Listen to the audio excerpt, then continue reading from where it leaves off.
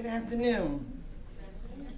My name is Marie Gillespie, and I, along with my husband Silas, are residents, landowners, and homeowners in Buckingham County, one of the most beautiful, peaceful, tranquil, and friendly places in the United States.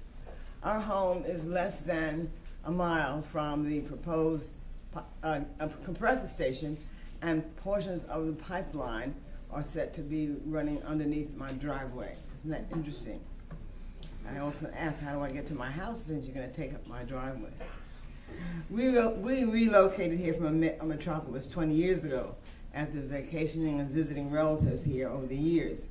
And we were drawn by the pristine environment, the relaxing atmosphere, clean air, and the refreshing water.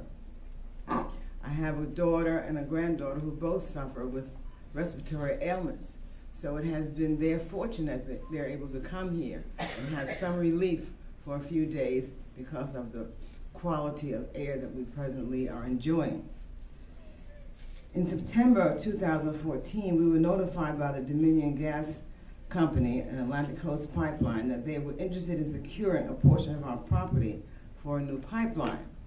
In addition, a compressor station was to be built nearby across the road, changing the landscape to a huge commercial power plant operated 24/7.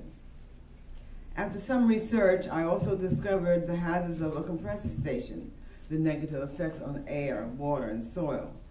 And I was aghast that my paradise was soon to be involved without any of my say-so.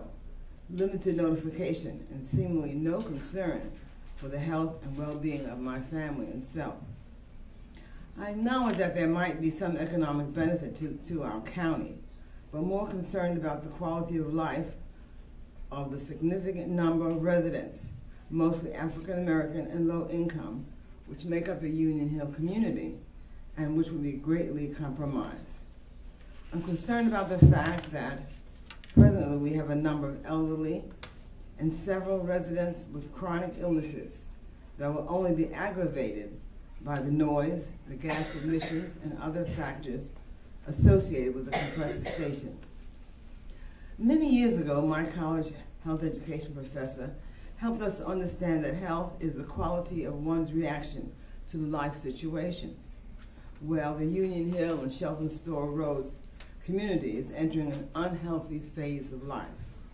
Already, even before any construction has begun, neighbors are experiencing sleepless nights, headaches, elevated blood pressure, and depression.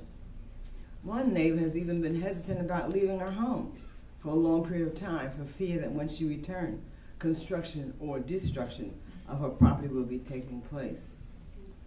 The problems exhibited by me and the other residents of the community are small measures to that which we understand will occur if the compressor station is built in our front and backyards. Compressor stations of this scope and size are known to discharge high amounts of toxic emissions, including carbon monoxide, nitrogen oxide, sulfur dioxide, volatile organic compounds, and hazardous pollutants such as formaldehyde. There are questions regarding the proposed facility's potential to admit reliability of emission data, when emissions would occur and how intense they would be. Given the change in size from 31,000 horsepower to 40,000 horsepower, the extreme proximity to not one but to two churches, and the potential for the applicant to add more units in the future to expand the pipeline and the compressor station brings terror to our hearts and to our minds.